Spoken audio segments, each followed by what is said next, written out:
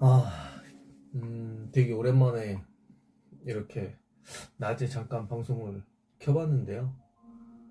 이제 겨울도 거의 다 지나갔고, 이제 다음 주면, 어, 우리나라의 대명절인, 구정이 다가오는데요. 오랜만에, 인사드리려고 이렇게 방송을 켰습니다.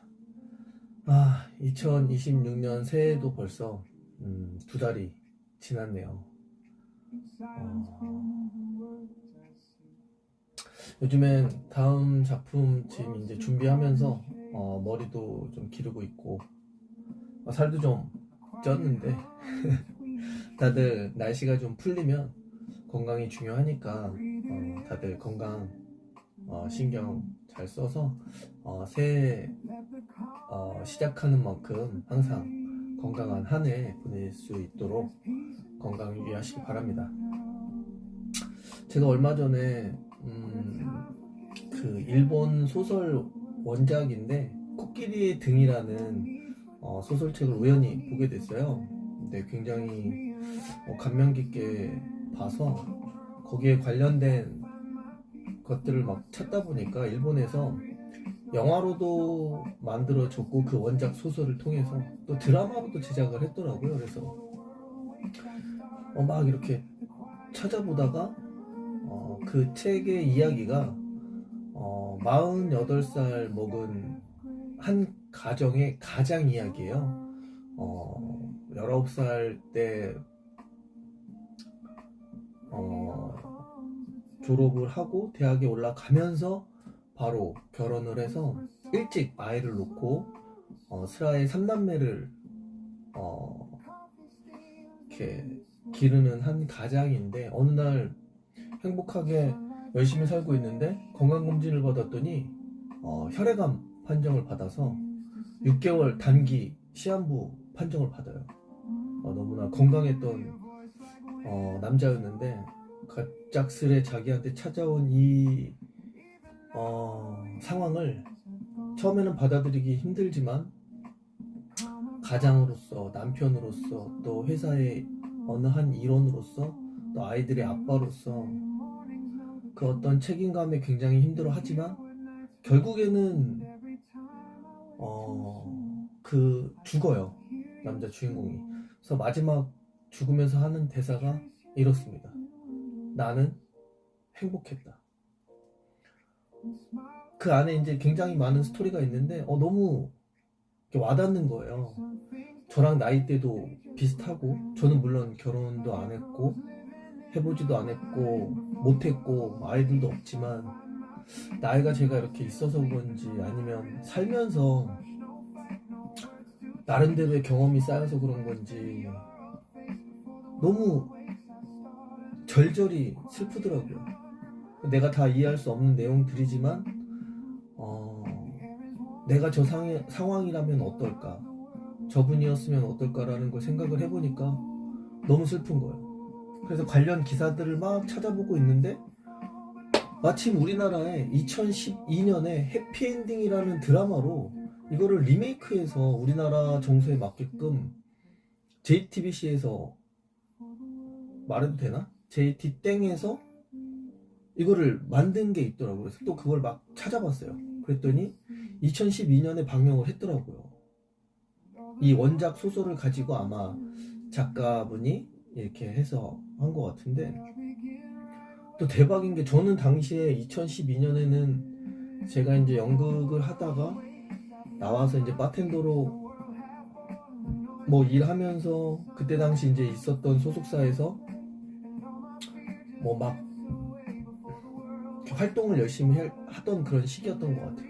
당시에는 그 드라마를 제가 본 것 같지 않은데 바로 며칠 전에 이제 그걸 다 봤는데 24부작이더라고요.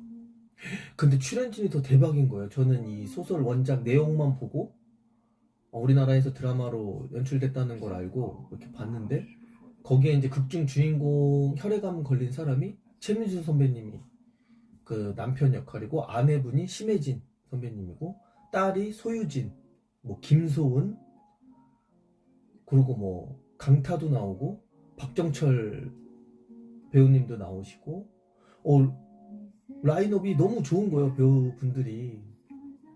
그래서 이제 처음으로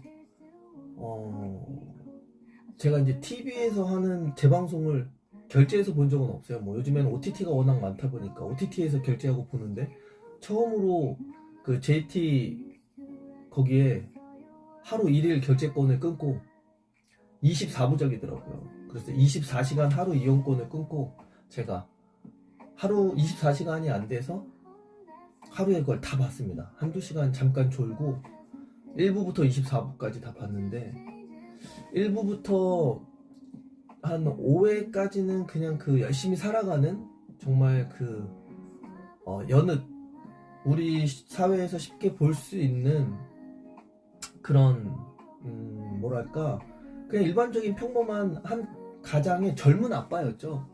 48인데 큰딸이 이제 소유진 배우님이 큰딸로 나오는데 20살 때 아이를 낳아서 28 됐겠죠? 아빠가 48이었으니까. 근데 일찍 결혼을 해서 또 일찍 애를 낳아서 손녀가 아마 20살에 임신해서 결혼을 했기 때문에 손녀가 한 7살, 6, 7살 정도 돼요. 그리고 둘째는 김소은 배우님이 나오는데 뭐 직장인이고, 막내는 19살 고등학생이에요. 48살에 손녀까지 있는 한 가정의 가장인 거예요. 또 극중 주인공은 그 신문사 기자 차장입니다. 굉장히 열혈 그런 기자 역할로 나와요. 그래서 5회까지는 그냥 뭐 열심히 일하는 어떤 그런 취재하고 어떤 독특한 터프한 기자인데 굉장히 남자다운 그런 기자 역할로 막 나옵니다. 그리고 6회 때부터 5회 후반 내 몸이 좀 안 좋아서 이제 종합검진 같은 걸 받았는데, 마침 또 친구가 의사더라고요. 그래서 친구한테 가서 진찰을 받았는데, 검사 결과를 이제 며칠 뒤에 MRI까지 찍고 봤더니 혈액암이라는 거예요. 그러니까 이게 뼈가 저도 정확히 무슨 골수 근데 혈액암의 일종이래요. 이게 뼈에 구멍이 막 나서, 보통은 암이 뭐 4기까지 있다고 하는데 이 암은 3기가 끝이래요. 그리고 이 암은 생존율이 그렇게 길지 않다는 어떤 그런 희귀병에 걸리게 된 거예요. 그 사실을 알고 받아들이기가 굉장히 힘들어집니다. 어떡하지? 난 아직 젊은데, 이제 48이고 큰딸이 있지만 같이 살거든요. 그 사위랑. 또 손녀도 있고, 둘째 딸은 시집도 안 보냈고, 막내 아들은 아직 고등학생인데 대학교도 안 갔고, 나는 아직 어느 한 방송국의 차장 기자일 뿐인데 6개월 시한부 판정을 받은 거예요. 이제 집에는 알리지 않고 이제 고향에서부터 알게 된 첫사랑인 친구가 있어요. 친구분은 이승현 배우님이 나오시는데, 어디다 고민할 데가 없으니까 이 친구한테 가서 얘기를 합니다. 근데 이제 옛날에 첫사랑이었지만 어렸을 때 헤어지고 각자 결혼해서 아이 낳고 못 만나다가 요 여자친구분이 이제 사별을 했어요. 그래서 그 장례식장에서 아마 10년 전쯤에 처음 만나서 친구로서 이제 뭐 간간히 동창회 때 보고 그런 관계로 이제 이어가고 있어서 가끔 보는 그런 친구였는데, 집에다는 말을 못 하겠고 나는 6개월 됐다고 하니까 친구한테 어렵게 말을 합니다. 덤덤하게. 나 아프다. 막 이제 어디가 아프냐 이렇게 물어볼 거잖아요. 그래서 나 6개월밖에 못 산단다. 나 혈액암 말기래. 굉장히 놀래죠, 친구도. 근데 이 친구도 아직 이 남자를 잊지 못하는 것 같아요. 물론 결혼해서 아이들을 놓고 또 남편과 사별을 했지만 뭔가 그 안에 또 사연이 있는 것 같더라고요. 그리고 나서 6회가 지나고 7화부터 이제 이 혈액암에 관련된 내용으로 이 극이 진행이 돼요. 근데 제가 7화부터 24부 마지막 회까지 매회 볼 때마다 눈물을 흘린 드라마는 이게 처음이에요. 그래도 중간에는 뭐라 그럴까 좀 슬픈 구간도 있겠지만 또 그렇지 않는 구간이 있어서 뭐 한 회 정도 하는 몇 회 정도는 또 눈물이 나지 않을 수 있거든요. 근데 이거는 뭐 제가 울려고 해서 우는 건 아니었고 그냥 제 감정이 흐르는 대로 이 드라마를 시청을 했는데 정말 가슴 아프고 또 제가 이 소설책을 보고 또 이 극중 주인공 역할이 딱 제 나이대잖아요. 48살이거든요. 저는 이제 결혼하지 않았지만 왜 이렇게 슬프지? 뭐라 그럴까 제가 근데 아직 갱년기가 올 정도의 나이는 아니고 제가 결혼도 하지 않았고 아직 그 정도의 생각이 있는 성숙한 어른도 아니에요. 사실 저는 아직 굉장히 어리고 아직 철도 없고 그런 사람인데 근데 나이는 어찌됐든 현실이잖아요. 나이가 올해로 47인데 내가 과연 나이 때문에 눈물이 흐르는 걸까? 아빠라는 한 가정의 가장이고 또 아이들의 아빠고 또 한 여자의 남편이기도 하지만 그 아빠라는 단어가 저를 그렇게 슬프게 만들고 또 나랑 비슷한 나이대의 주인공이 참 아이러니하더라고요. 아이러니가 아니라 굉장히 미묘하고 복잡한 그런 마음이 들었는데 배우로서 뭐 힘듦이 있을 수도 있겠지만 너무나 슬프더라고요. 그리고 우리 아버지는 아직 건강하지만 만약에 아버지가 떠나간다라는 말을 들으면 난 어떨까 라는 생각을 하니까 너무 무섭고 또 보는 내내 너무 슬퍼요. 그 가장으로서 와이프와 아이들한테 말하지 못하고 또 어떻게 해서든 내가 죽었을 때 이 아이들과 와이프가 안정적이게 살아갈 수 있게끔 그 토대를 마련해주고 가려고 하는 이 아버지의 마음 또 아무리 아프고 힘들지만 가족들 앞에서는 내색하지 않고 또 이제 다 커버린 딸과 아들들은 어느덧 다 커서 나를 무시하고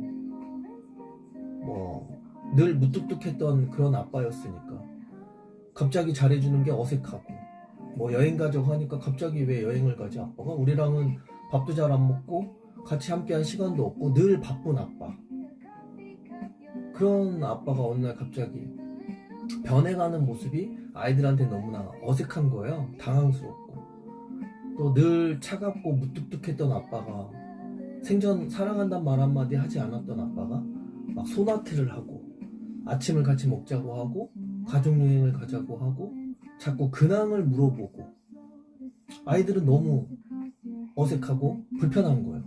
왜 저러지? 그리고 일상생활을 하는데 이 아버지는 이제 하루 1분 1초가 아까운데 그리고 내 시간은 이제 6개월밖에 남지 않았는데 그리고 또 회가 지나면서 한두 달이 지납니다. 몸은 계속 아파가고 암은 계속 또 전이가 돼서 더 이상 손 쓸 수 없는 상황까지 온 거죠. 기적이 일어나길 바라지만 기적이 일어날 수 있는 확률은 없어지고 이제 어느덧 시간은 2달이 지나서 이제 4개월밖에 남지 않았어요.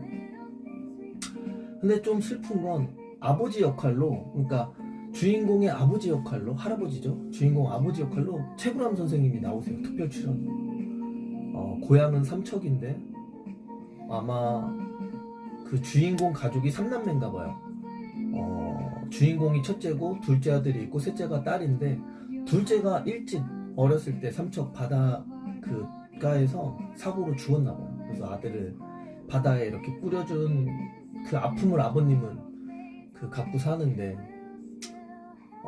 시골 마을 삼척에서 큰아들이 서울에 있는 큰 방송국의 기자가 돼서 출세를 했다고 하니 너무나 자랑스러운 아들이고 또 고향의 자랑인데 바다만 보면 그렇게 힘들다고 하더라고요. 이 추운 바다에 아들이 이렇게 있으니까 근데 그 말을 들으면서 이 큰아들은 얼마나 슬퍼요. 이제 곧 나도 가는데. 근데 연기하는 최불암 선생님의 그 대사도 몇 마디 없어요. 그냥 아들 걱정하는 그 표정 한 표정, 한숨 한 번, 그리고 한 호흡에 내뱉는 밥 먹었냐? 그래, 끊자. 이게 전부예요. 근데 그 얼굴에서 보여지는 그 아버지에 대한 걱정? 그런 것들이 참 배우들이 연기할 때 감정 표현을 하고 대사를 전달을 할 때가 힘들 것 같지만 대사가 없는 게 더 힘들거든요. 대사 없이 어떤 호흡이나 표정, 몸짓, 또 주변에 있는 환경을 통해서 표현을 해야 할 때가 굉장히 어렵고 한데, 그 최불암 선생님의 그 아버님에 대한 어떤 그런 그냥 보고 있으면 슬퍼요. 그 전달이 너무나 되더라고요. 그렇게 또 회차가 계속 진행이 됩니다. 그리고 한 15회 정도 이제 극이 중반부로 넘어가서 또 17회 정도 됐을 때는 이제 아내는 이제 알게 돼요. 왜냐면 이 주인공이 말도 없이 혼자 아파하는 거를 그 고향 친구인 이승연 배우님이 너무 자기 말을 안 듣고 힘들어하니까 이제 주인공 와이프죠, 심혜진 선배님에게 이제 말을 해요. 굉장히 충격을 먹죠. 그럴 리 없다고 현실을 부정하지만 이제 병원에 가서 확인을 하고 내 남편이 6개월 뒤에 죽는다는 사실을 이제 알게 되죠. 근데 남편은 말하지 않고 계속 똑같이 출근하고 왠지 모르게 집에 일찍 들어오는 것들이 이상했고 또 안 하던 짓들을 하던 게 꼭 바람을 피는 것 같이 의심도 했었는데 알고 보니 준비를 하고 있었던 거예요.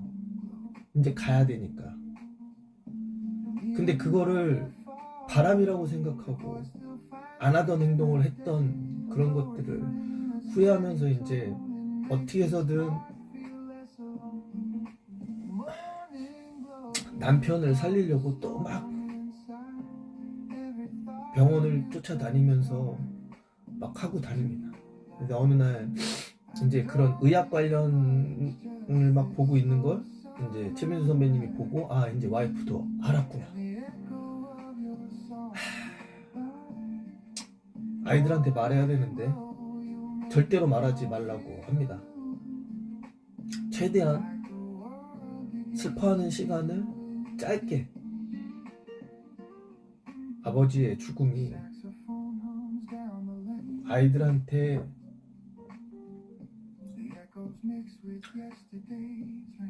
걱정 끼치는 게 아마 싫었겠죠. 그래서 말하지 않는데 아빠는 한 달 죽는 그 날까지 같이 하고 싶은데 둘째 딸은 자꾸 집을 나가겠다고, 독립을 하겠다고 합니다. 아빠는 딸과 하루라도 더 같이 있고 싶고 추억을 만들고 싶은데 딸은 자꾸 귀찮다고, 도대체 자기한테 왜 그러냐며 내 인생은 내가 살게끔 놔달라고 하면서 둘째 딸은 자꾸 독립을 하겠다고 합니다. 아빠가 곧 죽는 줄도 모르고 말이죠. 그리고 결국엔 집을 나가요.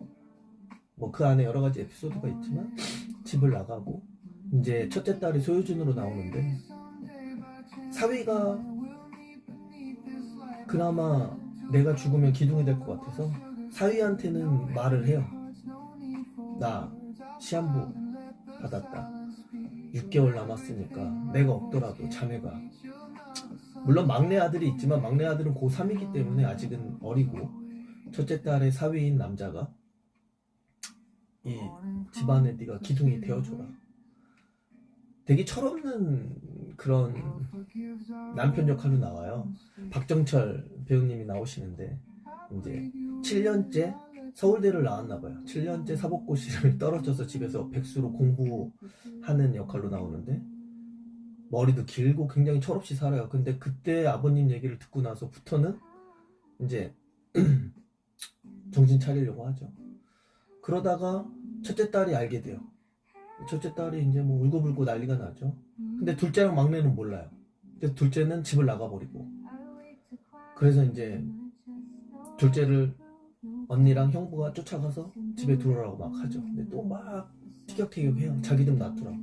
거기서 얘기를 합니다. 아빠 시한부 판정을 받고 이제 6개월밖에 살지 못한다고 얘기를 해요. 그러니까 그동안에 안 했던 행동들을 막 했던 것들을 되새겨보면서 아 그래서 그랬구나라는 걸 이제 깨닫죠. 그래서 굉장히 후회하겠죠. 아버님한테 택택거렸던 투정 부렸던 것들을. 그러면서 이제 둘째 딸까지 이제 알게 돼요. 근데 막내는 전교 1등이에요.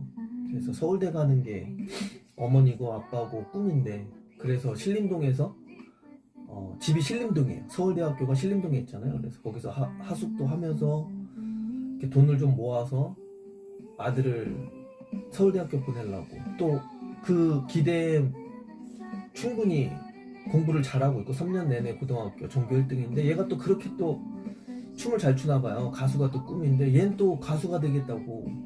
근데 집에선 이렇게 아들 하나 있고 막둥이를 이렇게 오롯이 서울대 가라고 바라봐주는 부모한테 도저히 이야기를 못하는 거예요.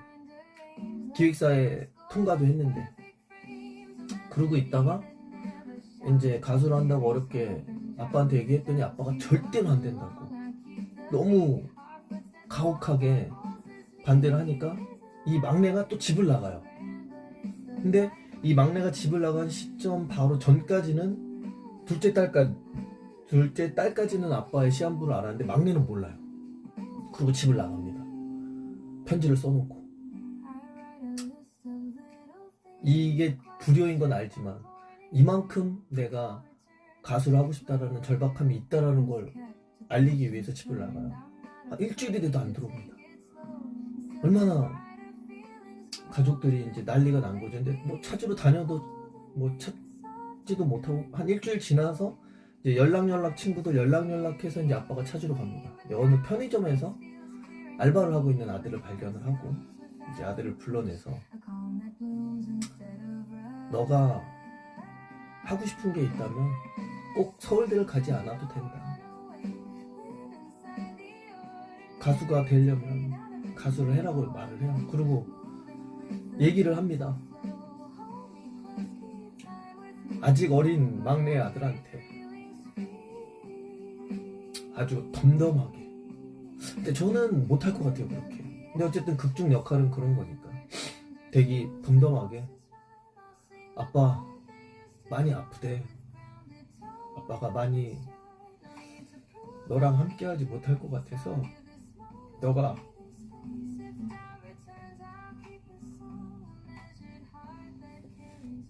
제 일도 아닌데 참 슬프죠. 엄마랑 누나들을 네가 잘 보살펴야 한다. 그 아들이 그러죠. 무슨 일이세요? 왜 그런 말씀하세요? 아빠 많이 아픈데 혈액암이래. 6개월밖에 못 산단다. 근데 처음으로 얘기를 하는 거죠, 아들한테. 그 아들이 막 울고 이제 집에 와요. 그리고 또 후회를 하겠죠. 그런 아버지를 모르고 집을 나갔으니. 그리고 이제 또 한 3, 4회 정도는 또 그런 아픈 아버지를 이제 온 가족이 알게 됐고 행복한 시간을 보냅니다. 같이 밥도 먹고 가족 여행도 가고 여태까지 하지 못했던 그런 이야기들 가족들하고 얘기하고, 또 이제 더 이상 버틸 수 없는 상황이 되니까 이제 회사에서는 이제 나오게 돼요. 사표를 쓰고 오롯이 이제 내 남은 뭐 2, 3개월은 가족과 함께 있고 싶어서 이제 막 그런 생활을 하면서 죽을 날만 바라보면서 이제 사는 거죠. 그러면서 이제 더 이상 버티지 못할 때 내가 죽기 전까지 가족들하고 있고 싶은데 내가 자꾸 이렇게 쓰러지고 아파하고 이런 걸 주기도 싫고 또 그런 아내가 안쓰러우니까 병원에 들어가게 됩니다. 그래서 호스피스 병동에 들어가서 이렇게 있는데 한 일주일 정도 남았다고 얘기를 합니다. 그때까지도 그 주인공의 아버님이죠. 최불암 선생님한테는 얘기를 안 드렸어요. 근데 걱정이 돼서 집에다 전화했을 때 이 손녀딸의 증조할아버지의 전화를 받고 할아버지 아파서 병원에 있다는 말을 해요. 역시 뭔가 있었구나 하는 마음에 병원을 막 달려갑니다. 병원 가기 전에 집에를 가요. 그리고 어머님한테 얘기하죠. 어떻게 된 거냐 그랬더니 아범이 아프다고 이제 얼마 못 산다고 이렇게 얘기를 해요. 자기 자식이 한 명이 먼저 갔는데 큰아들마저 먼저 간다라는 이 소식을 듣고 얼마나 힘들겠습니까? 아무런 대사도 없이 그냥 아휴 이렇게 한숨 몇 번밖에 쉬지 않는데 참 그게 너무나 슬프더라고요. 그렇게 병실을 막 찾아가요. 종종걸음을 치면서 이렇게 막 가는데 이제 카메라를 앞에서 잡고 있고 저 멀리 복도에서 이렇게 이 호실에 오는 것까지를 원샷으로 찍는데 와 아무런 영혼도 없고 힘도 없이 뚜벅뚜벅 오는데 그 걸음이 어찌나 느껴지는 거예요. 그 힘듦이 대사 한마디 없이 그냥 걸어오는 것 뿐인데 그리고 그 병원 앞에서 이름을 한번 확인을 하고 이름표를 이렇게 한번 쓱 쓰단 거예요. 그리고 안에 봤더니 아들이 누워있겠죠. 근데 문을 열까 하다 못 열어요. 도저히 아들을 볼 자신이 없어서. 그리고 다시 뒤돌아서 혹시라도 아들이 볼까봐 종전걸음으로 막 또 걸어갑니다. 그럼 카메라는 여기서 또 원샷으로 뒷모습을 쭉 찍고 있는데 그 나풀나풀 대면서 걸어가는 그 힘없는 그 할아버지의 어떤 그 종종걸음? 나풀나풀 허름한 그러니까 뱃사람이다 보니까 삼척에서 뱃일을 하거든요. 정장을 입을 일도 없어서 그냥 펑퍼짐한 허름한 정장 그냥 위아래를 입고 막 이렇게 나풀나풀 대면서 걸어가는데 그 모습이 어찌나 슬프던지 그리고 돌아갑니다. 그리고 고향으로 내려가지 않아요. 며칠을 혼자 이렇게 돌아다니시다가 며칠 뒤에 들어오셨나봐요. 그래서 거기 둘째 아들의 손자가 같이 살고 있는데 할아버지 연락도 안 되고 큰아버지는 지금 주인공입니다. 병실에 누워있는 큰아들인데 많이 전화도 오고 걱정했다고 도대체 3일 동안 어디 가서 뭐 하셨어요? 그러니까 그냥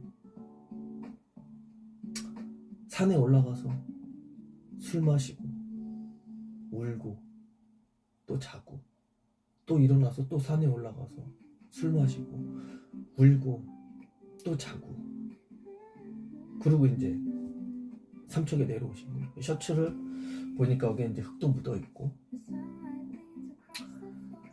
큰아들한테 그런 얘기 한 적이 있어요. 큰아들이 이제 자기가 아픈 걸 알고 이제 아버지는 내가 아픈 걸 모르죠. 그리고 이렇게 보러 갔을 때 둘째가 죽었을 때 며칠 집에 안 들어오셨잖아요.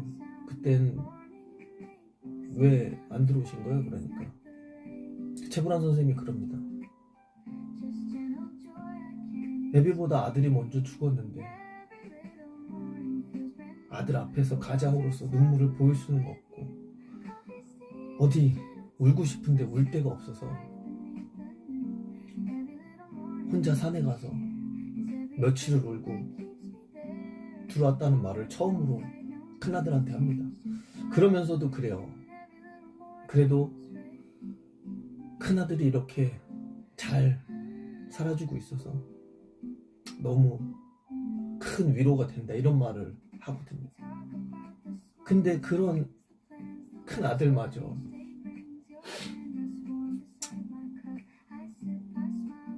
곧 죽는다고 하니 얼마나 슬프겠습니까?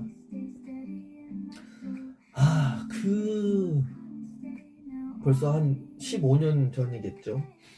지금도 뭐 최불암 선생님이 건강하시지만 2012년에 방영했을 때 어떤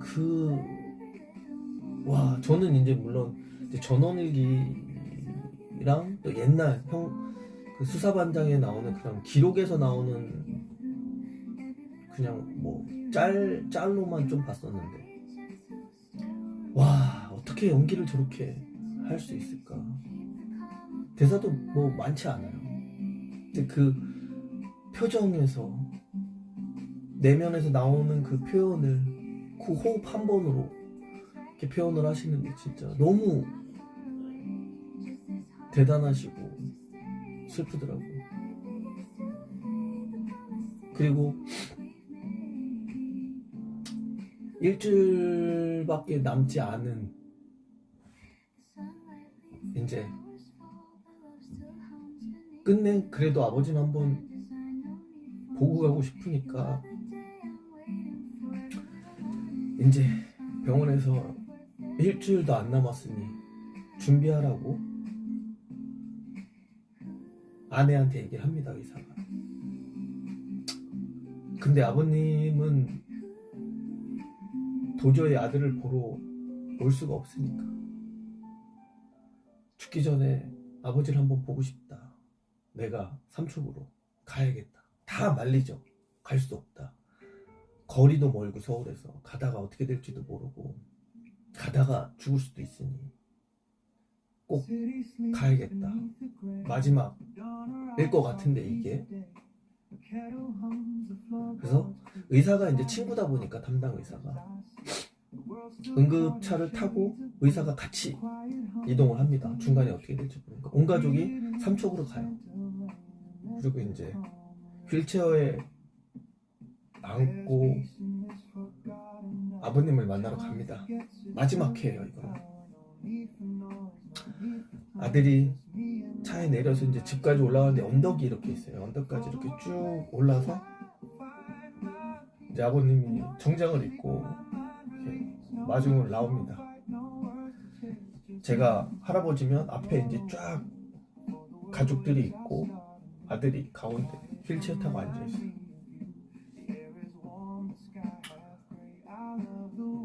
아무 말 없이 이렇게 아들을 바라보고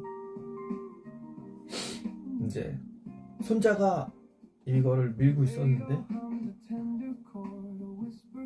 눈빛 보고 이제 내가 끌겠다 하고 항구로 내려가요. 그리고 가족들은 이쪽에 있고 아빠랑 아들만 그 등대 아래에서 바다를 바라보면서 가만히 있습니다. 저 바다에는 내 동생도 있고 나도. 가족들한테 그래요. 난 죽으면 화장해서 바다에 뿌려달라고. 나도 이제 동생 곁으로 갈 건데 늙은 아버지는 그걸 또 지켜봐야 하니까 아무런 대사 없이 그냥 두 분은 바라보고만 있어요. 그리고 나레이션으로 아들은 아버지한테 사랑한다고 하고 아버지는 아들한테 고맙다 한마디 하면서 돌아가고 끝내 주인공은 죽습니다. 죽으면서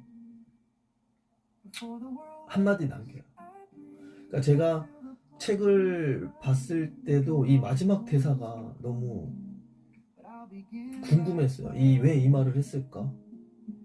그래서 일본 영화랑 드라마랑 볼까 했는데 우리나라에 마침 이 드라마가 있어서 드라마를 봐야겠다. 마지막에 죽으면서 그럽니다. 나는 행복했다. 내 삶은 행복한 삶이었다. 결혼도 했고 사랑하는 아이들도 있고 딸도 있고 아들도 있고 생각보다 일찍 마감하는 삶이지만 그래도 나는 행복했다. 행복한 삶이었다. 하고 이제 남편은 죽고 아이들의 아빠이자 가장인 주인공은 죽고 이제 마지막에 삼척에 있는 그 바닷가에서 어쨌든 남은 가족들은 살아야 되잖아요. 그리고 후회 없이 아빠랑 남편을 보내줬기 때문에 가족들은 나름대로의 삶을 삽니다. 1년 뒤가 됐을 때 남편이 마련해준 퇴직금으로 마련해준 카페에서 북카페를 열어줘요. 엄마와 큰딸은 거기서 일을 하고 있고 둘째 딸은 또 열심히 일하고 있고 막내 아들은 가수가 돼서 데뷔를 해요. 그리고 온 가족이 막내 아들을 응원하러 가서 응원을 하고 다 같이 밥을 먹으면서 축하해주고 얼마 전까지 그 자리에서 아빠가 함께 했었는데 뭐 아빠는 없지만 그래도 행복하게 살았던 기억들 또 앞으로도 우리가 행복하게 살아야 떠난 아버님에게 보답 드리는 것이라고 생각을 했나봐요. 그래서 굉장히 행복하게 서로를 위하면서 또 아버님이 가훈을 행복하게 삽시다라고 정해주고 돌아가셨는데 그런 것들을 추억하면서 행복하게 그 삼척 바닷가에 있는 해수욕장을 이렇게 아빠의 고향이기도 하고 그리고 아빠가 계신 곳이기도 하죠. 바닷가에 화장을 해서 뿌렸으니 그래서 그 바닷가에서 행복하게 물놀이 하면서 엄마가 중간에 있고 그렇게 쭉 걸어가면서 이제 이 드라마는 끝이 납니다. 너무나 깊은 여운이 남고 정말 제가 나이가 들어서인 건지 아니면 그래도 배우로서 살면서 많은 경험을 했고 또 작품을 하고 또 다른 작품들을 보면서 그런 감정들이 커져서 그런지 모르겠지만 가장 많이 울었던 작품인 것 같아요. 영화는 어차피 뭐 한 1시간 반 길어야 2시간이면 끝나는 그런 극이기 때문에 계속 울지는 않아요. 뭐 10분 20분 정도 울 수 있겠죠. 근데 이거는 제가 24시간을 계속 아침부터 그 다음날 제가 11시쯤 보기 시작해서 그 다음날 9시쯤 이 24부작을 다 봤어요. 중간에 이제 살짝 1시간 뭐 조금 30분 1시간 이렇게 좋은 것 같습니다. 그렇게 해서 이걸 다 봤는데 7부 중반부터 24부까지 매회 너무 슬픈 눈물이 나는 거예요. 그 안에는 자식된 도리로서의 어떤 제 마음이 있었겠죠. 아버님한테 잘 해주지 못한 이 불효의 마음 또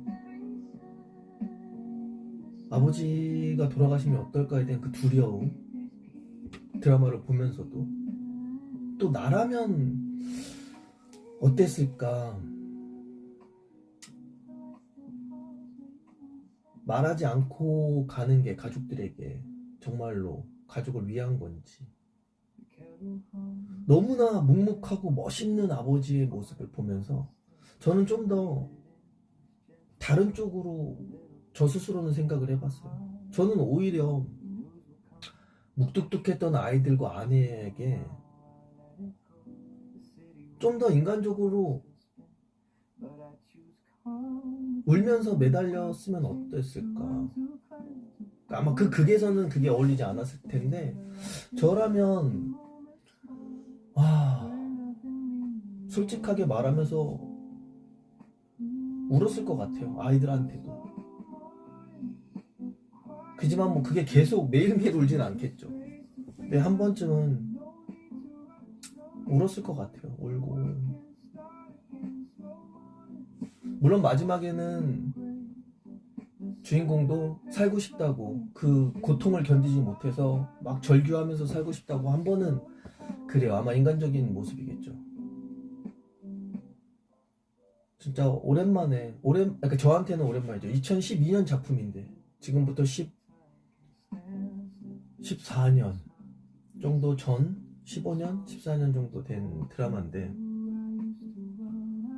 너무나 감동과 또 연기적인 부분도 그렇고, 요즘 나오는 감성은 아니잖아요, 사실은. 또 지금은 그렇게 활발하게 활동하는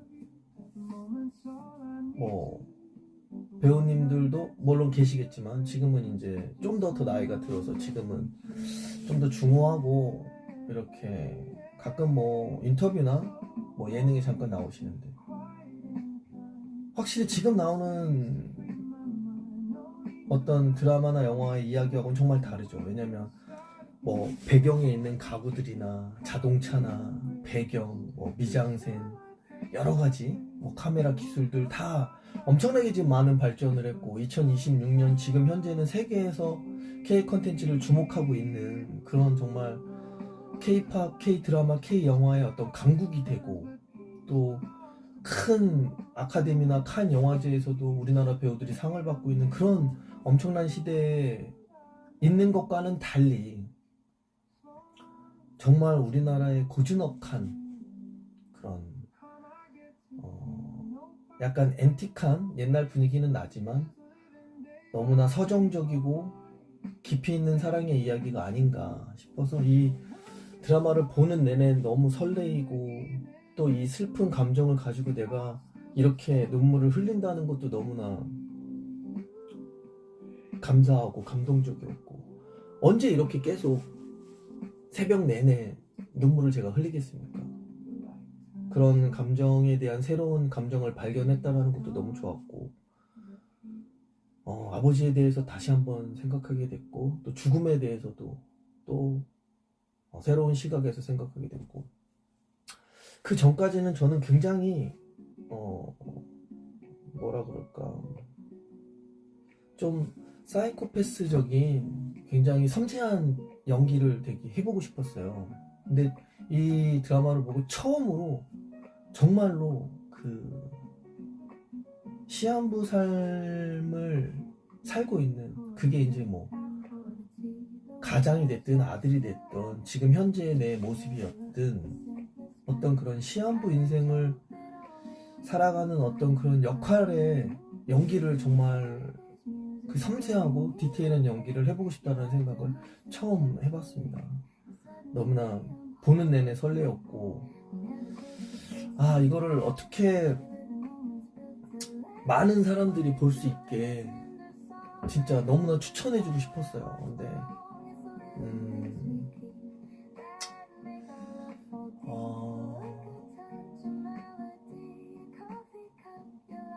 지금 며칠 됐거든요, 본지? 며칠 됐는데 너무 아쉬운 거예요, 제가 이거를. 근데 유튜브를 켜서 방송에 이걸 소개해주고 싶은데 막상 또 그만 안 하게 되더라고요. 그리고 또 며칠이 쭉 지나서 집에 이렇게 계속 있으면서 생각을 하고 아직도 그 여운이 잊혀지지가 않아요. 너무 감동적이었고. 그래서 이거를 어떻게 얘기를 해야 되지? 동영상을 찍어서 올릴까 했는데 마침 낮에 제가 지금 시간이 좀 남아서 잠깐 켰는데 이렇게 얘기를 좀 해야겠다 생각이 좀 들어서 좀 생각을 해보다가 물론 이제 처음에는 이 드라마나 이 책을 얘기하려고 킨 건 아니고 그냥 인사하려고 들어왔는데 갑자기 생각이 난 거예요. 이거를 좀 얘기를 해야겠다. 그래서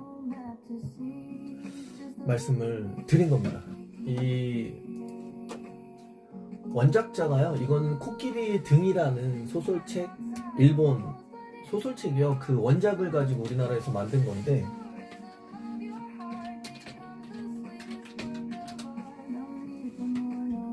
이게 영화로도 있고 드라마도 있더라고요. 이게 굉장히 아마 일본에서도 많은 그 이슈가 된 것 같아요. 근데 저는 이제 일본 영화나 드라마는 보지 못했어요. 이 책만 제가 이렇게 봤는데, 이게 일본 아키모토